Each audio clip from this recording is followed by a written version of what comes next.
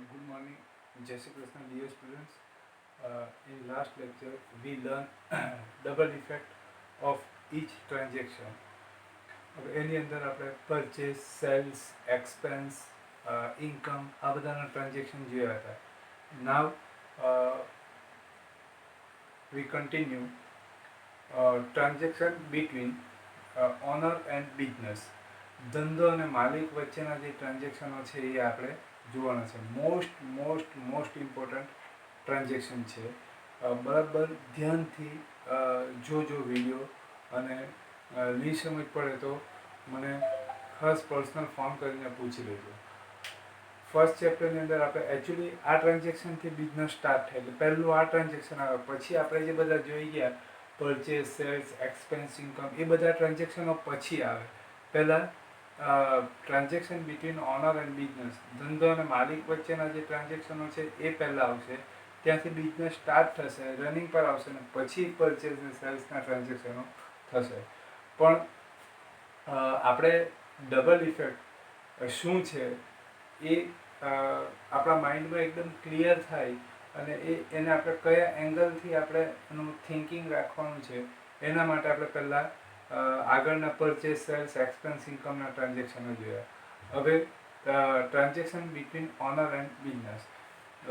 Honour એટલે ધંધો અને માલિક એ બંને વચ્ચે કયા ટ્રાન્ઝેક્શનો થાય? તો first transaction, owner brought personal cash, asset, goods in business and start and commence business. So it is called capital. એટલે પહેલું ટ્રાન્ઝેક્શન કેવું થાય? તો ઓનર એની પર્સનલ કેશ હોય, અસેટ હોય, ગુડ્સ હોય, બ્રોટ ઇન બિઝનેસ એટલે ધંધામાં લાવશે અને બિઝનેસ સ્ટાર્ટ કરશે. કોમન્સ બિઝનેસ, ધંધો સ્ટાર્ટ કરશે. બરાબર છે? આ પહેલું ટ્રાન્ઝેક્શન. અને second transaction, honor withdrawal for personal use, cash, goods, asset, etc. from business. It is called drawing. The second transaction કયું થાય? તો ઓનર એના પર્સનલ યુઝ માટે બિઝનેસની અંદરથી કેશ, ગુડ્સ કે અસેટ્સ વિડ્રોલ કરશે, તો ઇટ ઇઝ ડ્રોઈંગ. એટલે એને ડ્રોઈંગ થશે. Personal use like personal expense, like daughter school fee, house rent, life insurance premium, etc. એટલે માલિકના જેટલા પણ અંગત ખર્ચા હોય એટલા બધા ખર્ચાઓ જ્યારે એ ધંધાના કેશ બોક્સમાંથી લઈને એ એક્સપેન્સ પે કરશે, તો ઇટ ઇઝ કોલ્ડ ડ્રોઈંગ. તો એ ડ્રોઈંગ થશે. બરાબર છે? તમને ફર્સ્ટ ચેપ્ટરની અંદર ઘણા છોકરાઓનો મેસેજ મારા પર આવ્યો હતો કે ફર્સ્ટ ચેપ્ટરની અંદર સર શું લખવાનું? તો મેં ના પાડી હતી, કંઈ નથી લખવાનું. હવે હજી પણ નથી લખવાનું, કેવું ત્યારે લખવાનું છે. કારણ કે હવે જે આપણે સમજી ગયા, જે ડેફિનેશન હું તમને સમજાઈ ગયો હતો એ બધી હવે પ્રેક્ટિકલ આવશે. એટલે પછી તમે કરશો તો તમને લખશો તો તમને એ વધારે અનુકૂળ રહેશે. નહીં તો હું તમને લખવા આપી દે તો તમે ડાયજેસ્ટમાંથી કે ટેક્સ્ટબુકની અંદરથી લખી દેશો, ઉતારી દેશો, પણ એનો કોઈ મિનિંગ નહીં રહેશે. હવે તમે ડેફિનેશન જાતે વિથ એક્ઝામ્પલ તમે બનાવી શકશો. વિધિન 1 વીક, 1 વીકની અંદર તમે બનાવી શકશો.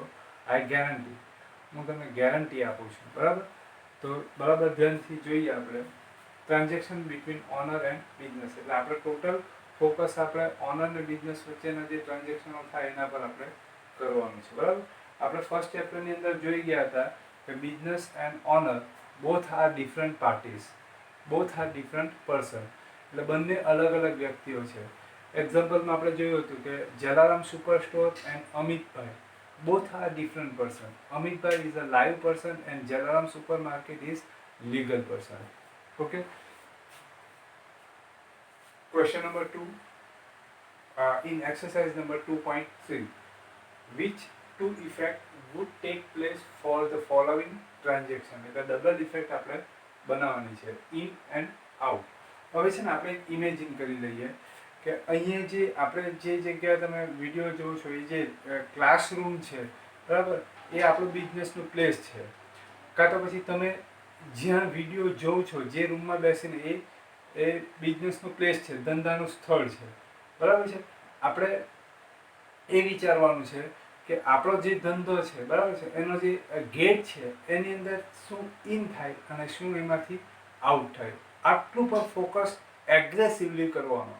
બરાબર. આપણે વિચાર કે આપણે જે રૂમમાં બેઠા છે તેમાંથી શું આવ્યું અને શું ગયું. આપણે જે રૂમમાં બેઠા છે એ રૂમ આપણું ધંધાનું સ્થળ છે, પ્લેસ છે. બરાબર છે ને? તો આપણને વધારે એકદમ ઇઝી રહેશે, આપણે એકદમ કમ્ફર્ટેબલ રહેશું કે આપણા પ્લેસમાંથી શું ગયું ને આપણા પ્લેસમાં શું એન્ટર થયું. બરાબર. તો આપણે એગ્રેસિવલી એના પર ફોકસ કરીશું. ઓકે. Transaction number 1.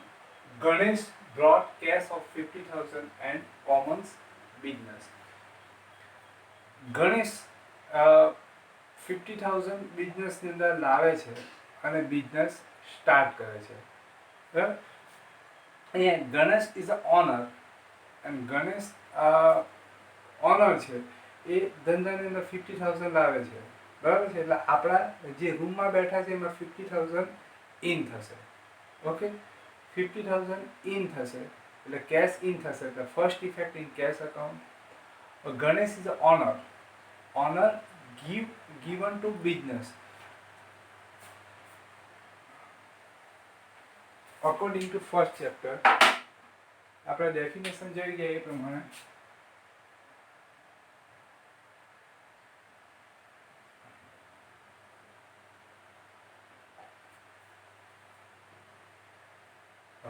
અહીંયા લખી દઉં છું.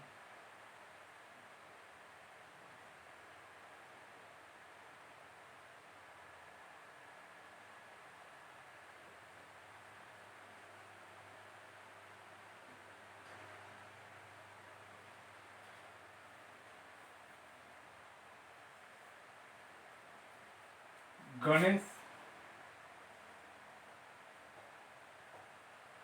is the honor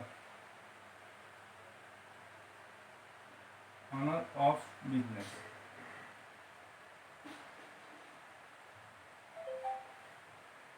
And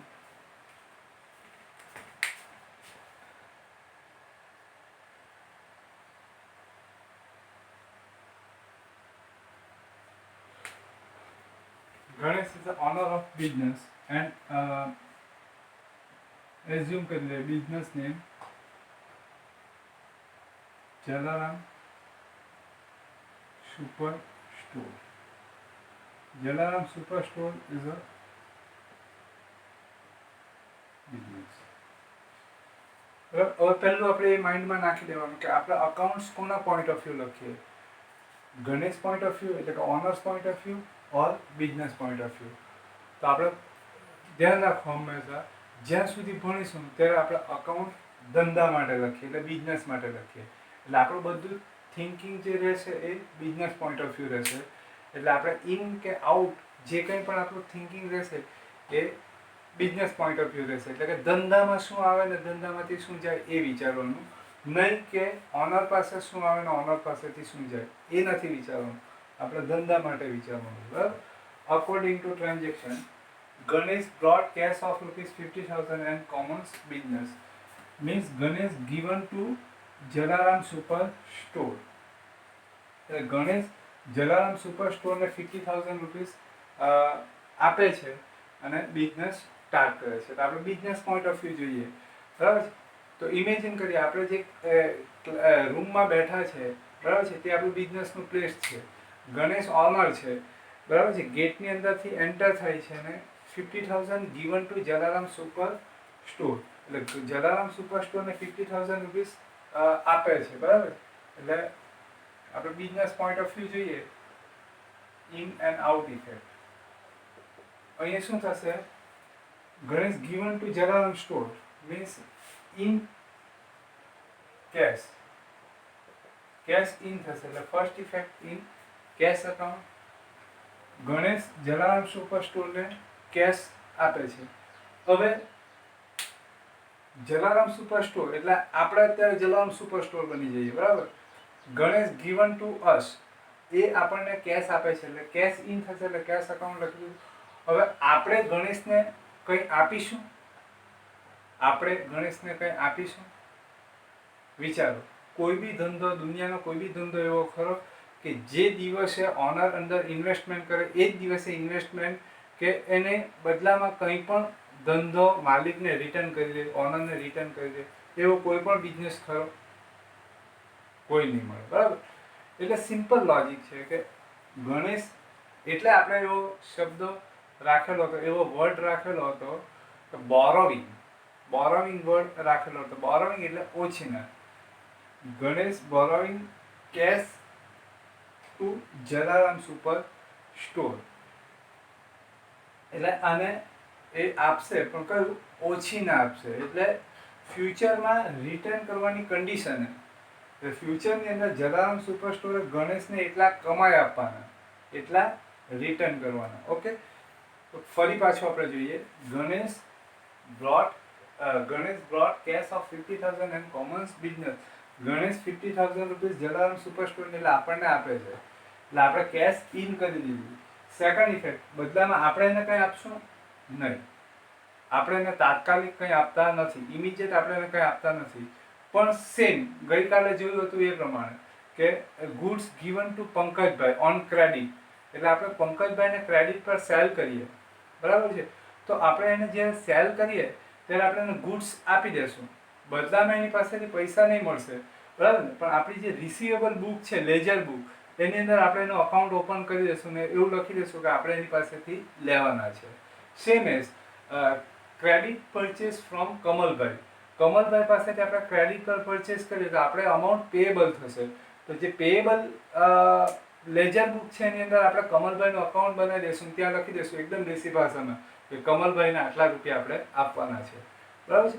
તો same Jalaram super store Ganesh પાસેથી રિસીવ ફ્રોમ ગણેશ પાસેથી 50,000 રૂપીસ લે છે. બદલામાં ગણેશને ઇમિડિયેટ કંઈ આપશે નહીં, પણ એને જે પેએબલ થશે, ફ્યુચરની અંદર એને આપવાનું થશે, એટલે પેએબલ છે. એટલે પેએબલ લેજર બુક છે એની અંદર ગણેશનું અકાઉન્ટ ઓપન કરશે ને ત્યાં એ લખી દેશે કે payable two Ganesh.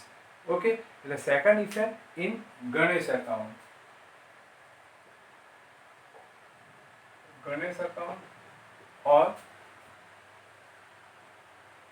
Ganesh capital account. Capital word is must.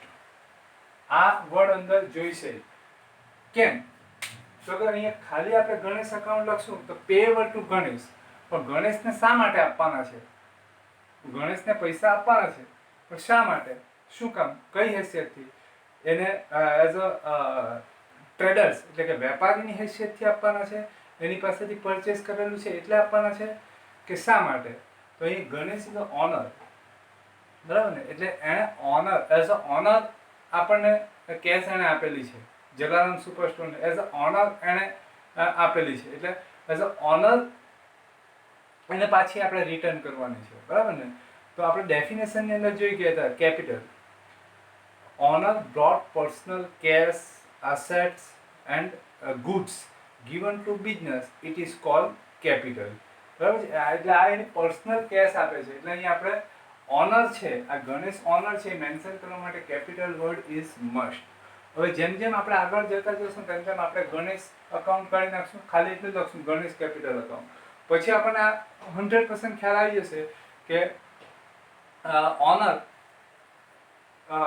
Owners ને અમાઉન્ટ પેએબલ હોય તો કેપિટલ વર્ડ આવે એટલે આપણે ગણેશ પણ કરી દઈશું, ઓનલી કેપિટલ લેવા દેશું. આપણે ફર્સ્ટ ચેપ્ટરની અંદર કેપિટલની ડેફિનેશન પછી લાયબિલિટી જોઈ ગયા હતા. There are two types of liability, internal liability and external liability. Business payable to owner, it is internal liability, and business payable to others party, it is called external liability.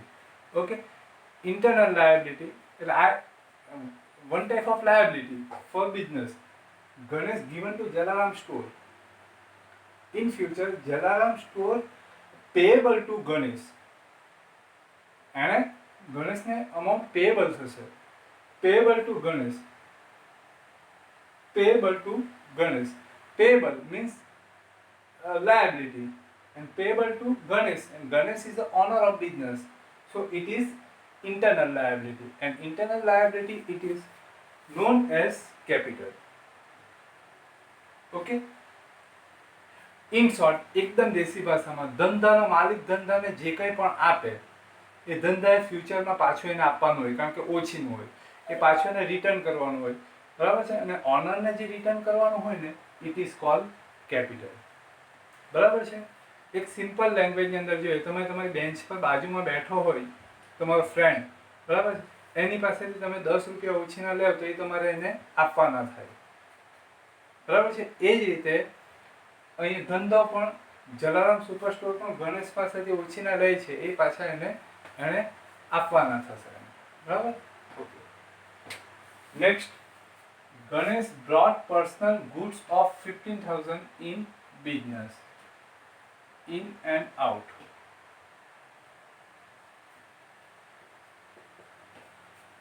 Ganesh brought personal goods of 15,000 in business. આપણે business point of view જોવાનું છે. Ganesh is the owner of business. Ganesh brought personal goods in business, એટલે આપણા ધંધાની અંદર એનો personal goods છે, આપણા ધંધાની અંદર, એટલે અહીંયા એ લાવે છે, આપણા રૂમની અંદર આવશે, આપણો બિઝનેસનું પ્લેસ છે એની અંદર આવશે. Ganesh brought personal goods in business, એટલે ગણેશ પર્સનલ ગુડ્સ બિઝનેસ એટલે જલારામ સુપર સ્ટોરની અંદર લાવશે. એટલે આપણે Jalaram super store point of view જોઈએ તો ગુડ્સ શું થશે, અહીંયા ઇન થશે, એટલે first effect in goods account.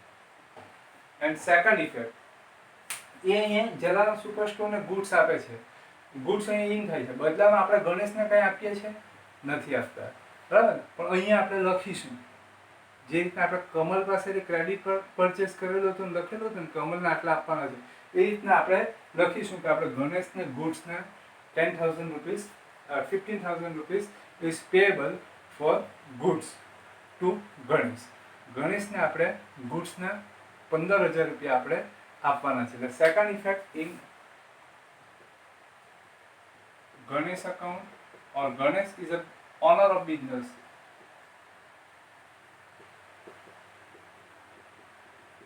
Ganesh capital account. Next, Ganesh brought personal furniture of rupees 10,000 in business. Ganesh brought personal furniture of rupees 10,000 in business. એટલે એ 10,000 નું એનું પર્સનલ ફર્નિચર જે બિઝનેસની અંદર લાવે છે. એટલે આપણે બિઝનેસ પોઈન્ટ ઓફ વ્યૂ જોવાનું તો આપણે ત્યાં શું થશે, ફર્નિચર ઇન થશે, ફર્નિચર આપણા ધંધાની અંદર આવશે. એટલે first effect in furniture account. Ganesh brought personal furniture in business, એટલે ધંધાની અંદર ફર્નિચર આવ્યું, બરાબર. હવે આપણે ગણેશને આપણો વારો અહીંયાથી અહીંયા આવી ગયો છે, હવે અહીંયાથી અહીંયા આપણે એને તાત્કાલિક કંઈ આપતા નથી, પણ આપણે આપણા ચોપડામાં લખી દઈશું કે ગણેશને આટલા રૂપિયા આપવાના છે. એટલે second effect, Ganesh account or Ganesh is owner, Ganesh capital account. જો આપણે ફર્સ્ટ ડેફિનેશન જે શીખી ગયેલા હતા એ પૂરી થાય. પહેલા ચેપ્ટરની અંદર કેપિટલ વર્ડની ડેફિનેશન આપણે જોઈ ગયેલા હતા. Owners brought personal cash goods and assets given to business, it is known as capital. તો જો Ganesh brought cash, Ganesh brought personal furniture, Ganesh brought personal goods. ધંધાની અંદર આ કેશ, ગુડ્સ ને ફર્નિચર એ ધંધાની અંદર લાવે છે, એ બધું it is known as capital. Both are known as capital. Cash introduce કરશે, it is known as capital. Goods, it is known as capital. Personal furniture, it is known as capital. First ચેપ્ટરની definition અહીંયા પૂરી થઈ. હવે text બુકની અંદર એક page જેટલું લખેલું છે. હવે તમે એક્ઝામની અંદર એક્સપ્લેન કરો. Owner brought personal cash, goods and personal assets in business, it is known as capital. For example, આ ટ્રાન્ઝેક્શન લખી દેવાનું. Ganesh brought personal cash of 50,000 and commences business. પછી નીચે એક્સપ્લેન કરી દેવાનું. Ganesh brought personal cash to given to business, it is capital. તો તમે આ એક્ઝામ્પલ 3 લખી દો, પતી ગઈ વાત. બોર્ડની એક્ઝામમાં પણ તમે આ ડેફિનેશન લખ્યું હોય ને તો કોઈ એક માર્ક પણ તમારો નહીં કાપી શકો, અડધો માર્ક પણ નહીં કાપી શકો. એકદમ પ્રેક્ટિકલ ડેફિનેશન. બધું લાંબુ લચક લખવાની કોઈ જરૂરિયાત છે જ નથી. આમાં ત્રણ એક્ઝામ્પલ પણ લખવાની જરૂરિયાત નથી. તમે એક જ એક્ઝામ્પલ લખશો તો એ સિમ્પલ ડેફિનેશન તમને કીધી એ અને એક એક્ઝામ્પલ લખશો, પતી ગઈ વાત. ઓકે, બધું જ આવી ગયું. બરાબર. આગળ rupees 10,000 withdrawn from business for personal use by Ganesh. એટલે ગણેશ હવે પર્સનલ યુઝ માટે બિઝનેસની અંદરથી 10,000 રૂપીસ વિથડ્રોલ કરે છે. ઓકે, તો અહીં આપણે બિઝનેસ પોઈન્ટ ઓફ વ્યૂ જોઈએ, in and out. Rupees 10,000 withdrawn from business for personal use. એટલે ધંધાની અંદરથી 10,000 રૂપિયા એ વિથડ્રોલ કરે છે. બરાબર છે. તો અહીં આપણે ઇમેજિન કરીએ કે આ ધંધાનું પ્લેસ છે. અહીંયા આપણે કાઉન્ટર છે, જ્યાં કેશ બોક્સ છે. કેશ બોક્સની અંદરથી ઓનર ઓફ બિઝનેસ એટલે ગણેશ જે છે 10,000 રૂપીસ અંદરથી વિથડ્રોલ કરશે ફોર પર્સનલ યુઝ. એટલે એના પર્સનલ યુઝ માટે લઈ જશે. બરાબર છે. એટલે પહેલી તો શું થશે, એનાથી લઈ જશે એટલે અહીંયાથી ગેટની અંદરથી 10,000 રૂપીસ અહીંયાથી વિથડ્રોલ કરશે એટલે ગેટની અંદરથી આઉટ થશે. એટલે આપણા બિઝનેસની અંદરથી કેશ આઉટ થશે. એટલે first effect in cash account. Second effect, એ લઈ જશે, બદલામાં કંઈ આપી જશે નહીં આપી જશે. જે રીતે જલારામ સુપર સ્ટોરે ગણેશે કેશ ધંધાને આપી, ત્યારે ધંધા લખ્યું કે ગણેશને ફ્યુચરની અંદર એ કેશ પાછી રિટર્ન કરવાની છે. એ જ રીતના ગણેશે જલારામ સ્ટોર પાસેથી કેશ લીધી. આ અહીંયા Ganesh given to Jalaram Superstore, it is known as capital. And Ganesh withdraw from business, it is known as drawing. તો અહીંયા જલારામ સુપરસ્ટોર ની અંદરથી ગણેશ શું કરે છે, વિથડ્રોલ કરે છે. એટલે કેશ આઉટ થશે. બદલામાં અહીંયા કંઈ આવશે નહીં. એટલે જલારામ સુપરસ્ટોર લખશે કે receivable amount from Ganesh. The second effect in Ganesh account or Ganesh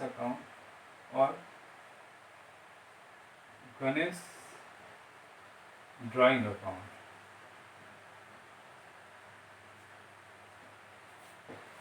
Drawing word is must because receivable amount from owner. Owner પાસેથી amount receivable હોય તો drawing word is must.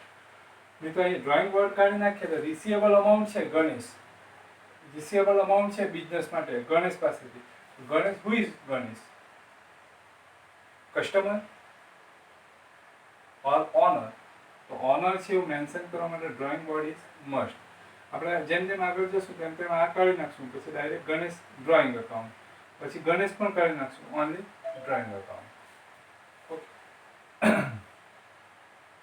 Daughter's school fees ₹1,000 paid from business.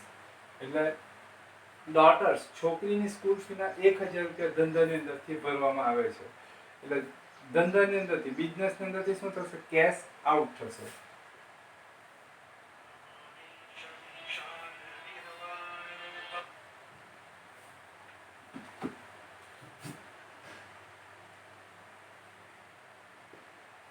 Cache શું થશે, out થશે. એટલે first effect in cash account. Second effect, cash out થશે અહીંથી. બરાબર, કેશ આઉટ થશે.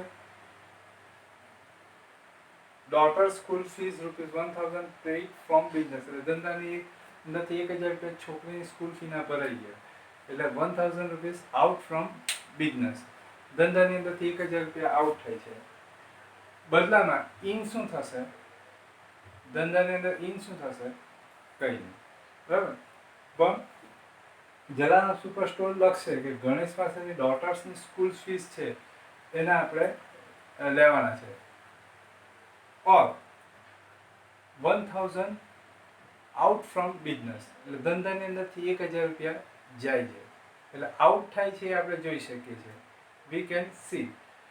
but we can't see in business. ધંધાની અંદર ઇન શું થાય છે આપણે જોઈ શકતા નથી, બરાબર.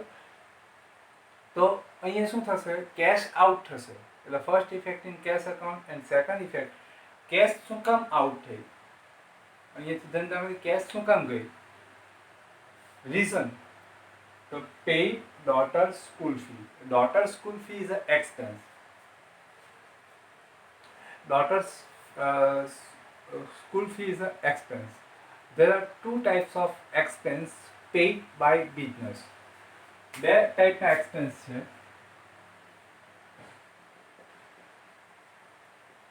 જે ધંધા દ્વારા ચૂકવાય છે. First personal expense and second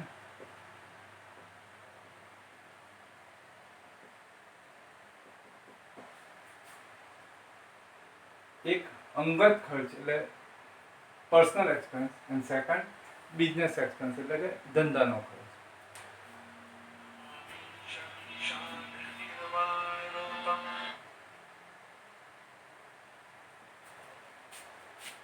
Personal expense goes to drawing account and business expense goes to expense account. Whatever જે expense હોય એ expense account ની અંદર જશે.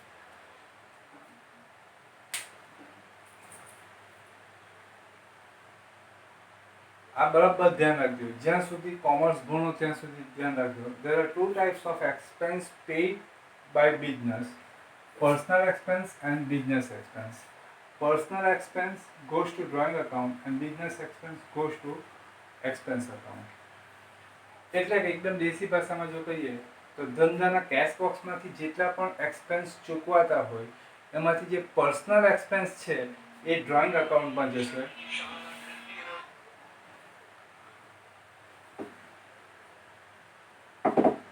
પર્સનલ એક્સપેન્સ જે છે એ ડ્રોઈંગ અકાઉન્ટમાં જશે અને ધંધાના જે ખર્ચ છે એ જે ખર્ચ કરેલો હોય એ ખર્ચના નામથી એક્સપેન્સ લેજર બુકની અંદર જશે, એક્સપેન્સ અકાઉન્ટની અંદર જશે. એક એક્ઝામ્પલ સિમ્પલ આપું અને પછી સમજાવું તો તમને વધારે ખ્યાલ આવશે. તમને તમારા પેરેન્ટ્સ એવું કે 100 રૂપિયા તમને આપે અને કહે કે માર્કેટમાં જા અને આટલી આટલી વસ્તુ લઈ આવ અને જે વસ્તુ લાવે છે એનો સાંજે આવીને મને હિસાબ કાગળ પર લખીને આપવાનો. તો તમે 100 રૂપિયા લઈને બજારમાં જાઓ છો, બરાબર છે. તમે 20 રૂપિયાના રીંગણ લો છો, 20 રૂપિયાના ટામેટા લો છો, 10 રૂપિયાના તમે કાંદા લો છો, બરાબર છે. પછી ધારો કે માની લો કે તમારો જે નેબર છે એનો તમારા પર ફોન આવે કે માર્કેટમાં જો હોય તો મારા માટે 20 રૂપિયાના કેળા લઈ આવજે, તને અહીંયા આવીને પૈસા આપી દઈશ, અથવા તો સાંજે હું ઓફિસેથી આવીને તને પૈસા આપી દઈશ, બરાબર.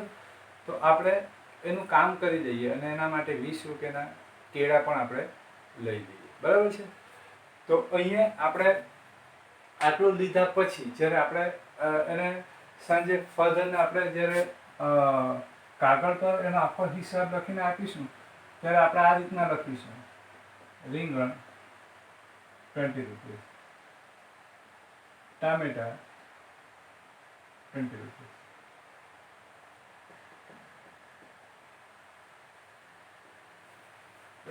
પછી તમે શું લખશો? 20 રૂપિયાના કેળા. નેબાનું નામ એઝ્યુમ કરે ભરતભાઈ.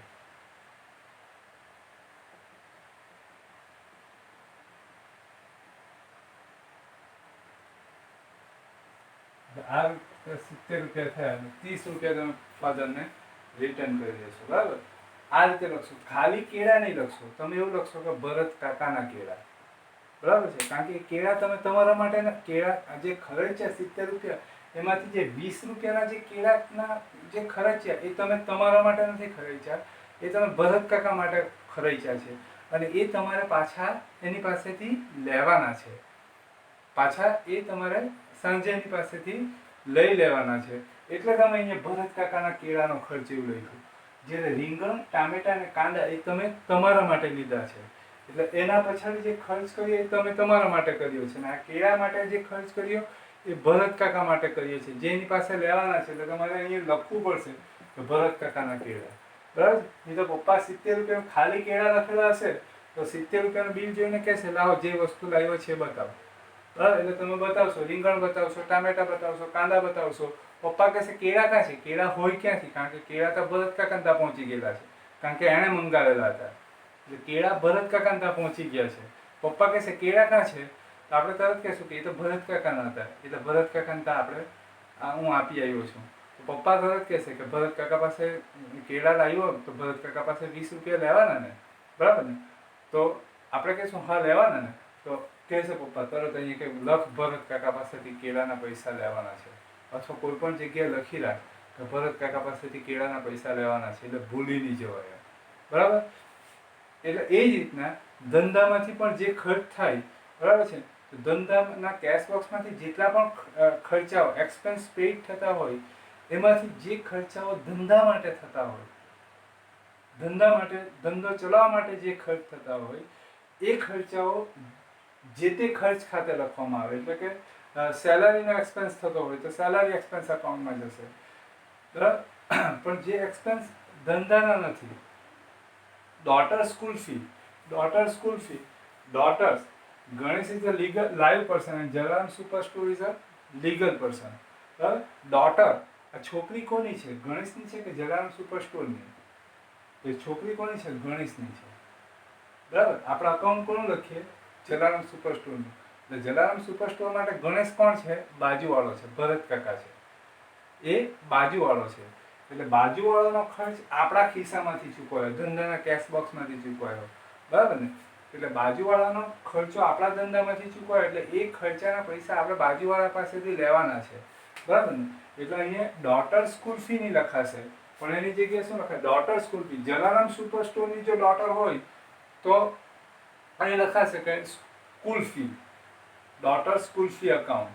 પણ અહીંયા એ ડોટર ગણેશની છે, because Ganesh is a live person, એની ડોટર છે અને એનો એક્સપેન્સ જલારામ સુપર સ્ટોરમાંથી ચૂકવાય છે. એટલે Jalaram super store point of view જોઈએ તો school fees amount receivable in future from Ganesh, એટલે ગણેશ પાસેથી ફ્યુચરમાં એ અમાઉન્ટ રિસીવેબલ છે.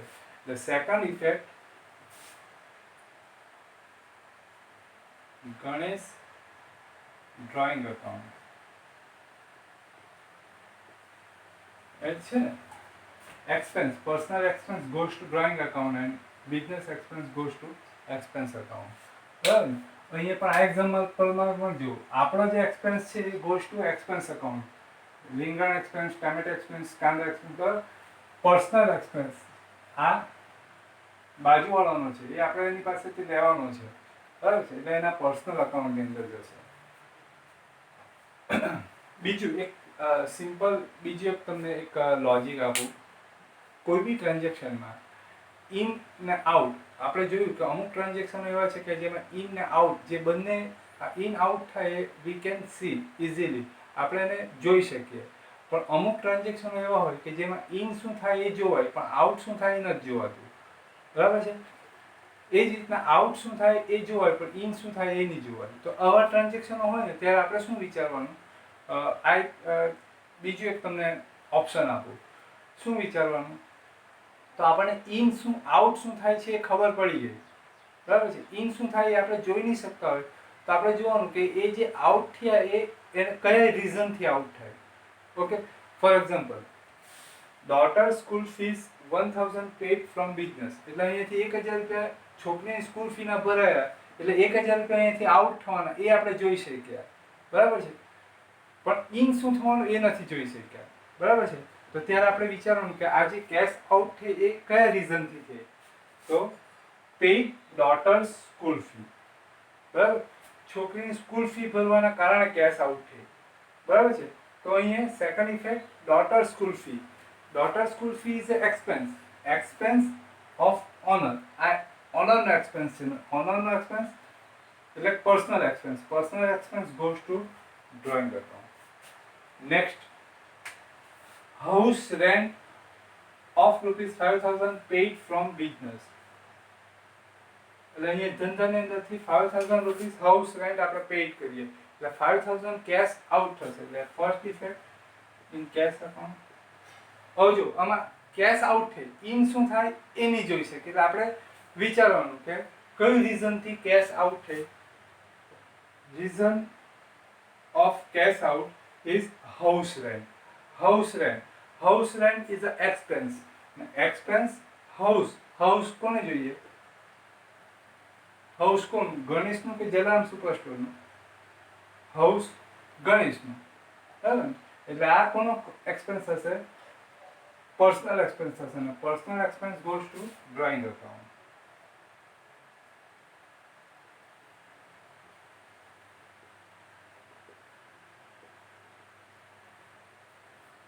Paid office rent of rupees 5,000. Office rent આપણે પેડ કરીએ એટલે 5,000 કેશ શું થશે આઉટ થશે તો first effect in cash account. હવે ઇન શું થાય આપણે નહીં જોઈ શકીએ બરાબર. કેશ આઉટ થઈ આપણે જોઈ શકીએ ઇન શું થાય એ નહીં જોઈ શકીએ તો આપણે કયા રીઝનથી કેશ આઉટ થઈ તો paid office rent. Office office કોણ યુઝ કરશે? ગણેશ કે જલારામ સુપરસ્ટોર? જલારામ સુપરસ્ટોર. આપણે કહીએ ને જીઓની ઓફિસ બરાબર, આઈડિયાની ઓફિસ, વોડાફોનની ઓફિસ, એનો ઓનર છે એનું નામ નથી લેતા બરાબર. એટલે ઓફિસ કોની હોય? બિઝનેસની બરાબર. હાઉસ કોણ યુઝ કરશે? ગણેશ કે જલારામ સ્ટોર? તો કે ગણેશ. ગણેશ યુઝ કરશે એટલે એક્સપેન્સ કોનો થયો? ગણેશનો. House rent expense. એક્સપેન્સ થયો પણ ગણેશનો. ગણેશ ઇઝ આ ગણેશનો એક્સપેન્સ થયો એટલે personal expense. Personal expense goes two drawing account. Office rent. Office rent is an expense. Expense of Jalaram Superstore means business expense. Business expense goes to whatever expense. જે expense હોય એ કયો છે? Office rent. Rent account. Paid rupees 2,000 for life insurance premium from business. In and out. Life insurance premium આપણે pad કરીએ 2,000 rupees એટલે 2,000 rupees cache out થશે out from business છે ને કેશ એકાઉન્ટ. ઇન શું થાય એ નહીં જોવાશે તો આપણે કયા રીઝનથી કેશ આઉટ થઈ તો કે paid life insurance premium. Life insurance premium. Life insurance premium is a expense. Premium એટલે સિમ્પલ ભાષામાં જો વાત કરીએ તો આપણે લાઈફ ઇન્સ્યોરન્સ પોલિસી લીધી છે એનું ભાડું. It is called premium. Life insurance premium is an expense. તો તમે વિચાર કરો લાઈફ ઇન્સ્યોરન્સ પ્રીમિયમ એટલે LIC.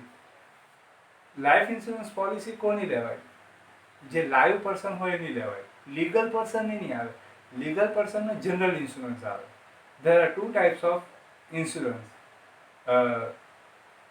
તમે બિઝનેસ એડમિનિસ્ટ્રેશનની અંદર ભણી ગયા છે. Types of insurance. There are two types of insurance, life insurance and general insurance. Life insurance એ લાઈવ પર્સનના માટે જ લેવાય અને જનરલ ઇન્સ્યોરન્સ જે લીગલ પર્સન છે એના માટે. Different types of reason for fire, for accident. એટલે આવું કોઈ પણ અકસ્માત કે એના માટે જનરલ ઇન્સ્યોરન્સ આવશે. Life insurance. Life insurance general life insurance કોણ લઈ શકે? ગણેશ લઈ શકે કે Jalaram superstore? Ganesh is live person and Jalaram superstore is a legal person. એટલે લાઈફ ઇન્સ્યોરન્સ પોલિસી કોણ લઈ શકે? તો ગણેશ. ગણેશ લઈ શકે એટલે આ પ્રીમિયમનો જે એક્સપેન્સ કરો એ કોનો થાય? ગણેશનો. એટલે કે પર્સનલ એક્સપેન્સ થાય. Personal expense goes to drawing account.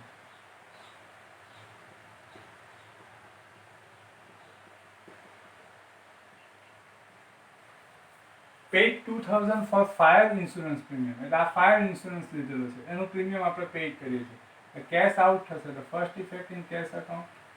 Second effect cash out. What is reason for cash out? Paid fire insurance premium. Fire insurance premium એટલે આગના માટે વીમા પોલિસી લીધેલી છે, ઇન્સ્યોરન્સ પોલિસી લીધેલી છે.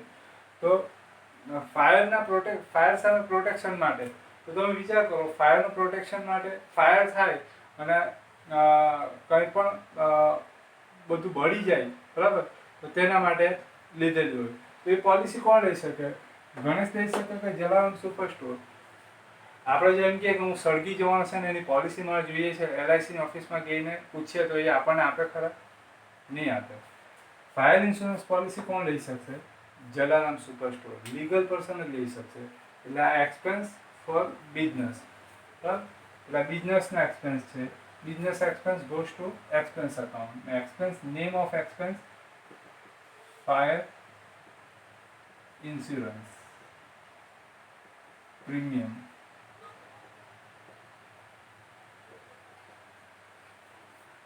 Income tax of ₹1,000 paid from business.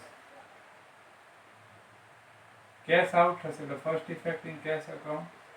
Second effect, paid from business. Income tax paid means expense. Income tax expense of owner or business. Income tax personal expense થાય, બરાબર. આપણે જે ભરીએ ટેક્સ એ personal. ધંધા જે tax ભરવાનો થાય એ GST, VAT, CGST, SGST, sale tax etcetera. તો સેલ ટેક્સ ને વેટ ને તો બધું નીકળી ગયું, હવે તો GST. ઓકે, તો આ જે એક્સપેન્સ છે એ કોનો થશે? Expense of Ganesh. Ganesh is a owner. Owners expense is known as personal expense. Personal expense goes to drawing account.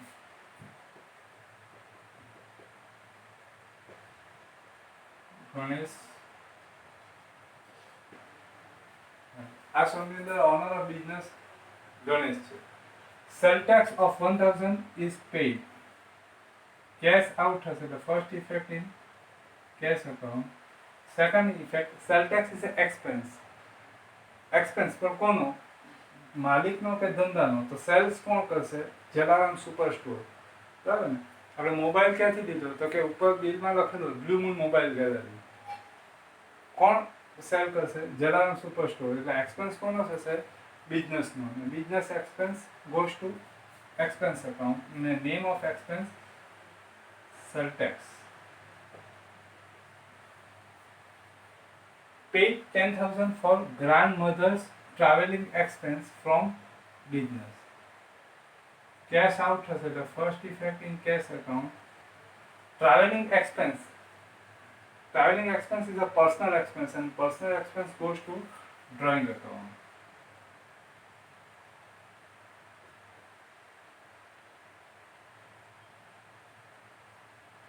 Paid salary of ₹1,000. Cash out થશે, the first effect in cash account. Second effect, salary. Salary is an expense of business, so goes to expense account. The name of expense, salary. Okay.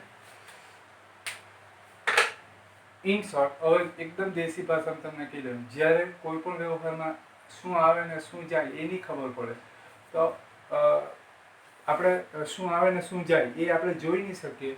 તો બેમાંથી એક વસ્તુ તો આપણે 100% જોઈ શકીએ.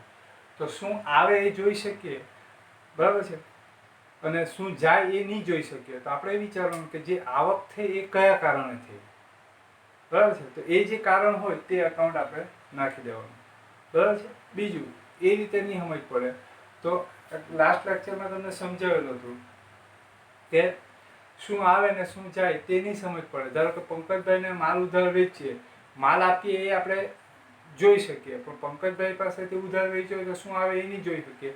એટલે આપણે પેલા લેવાનો જે ચોપડો છે તેમાં એનું ખાતું રાખી દઈએ, બરાબર ને. હવે આમાં જે અંગત ખર્ચા જે છે તે ડ્રોઈંગ અકાઉન્ટમાં કેમ નાખવામાં આવે? તો અત્યારે પૈસા આ બધા અંગત ખર્ચ છે. જો તમે school fee, house rent, life insurance premium, income tax, grandmother's travelling expense, આ બધા ખર્ચાઓ ધંધામાંથી ચૂકવાઈ ગયા છે, બરાબર. ધંધામાંથી આ પૈસા ચૂકવાયા છે, પણ આ ખર્ચો જે છે ધંધાનો નથી, માલિકનો છે.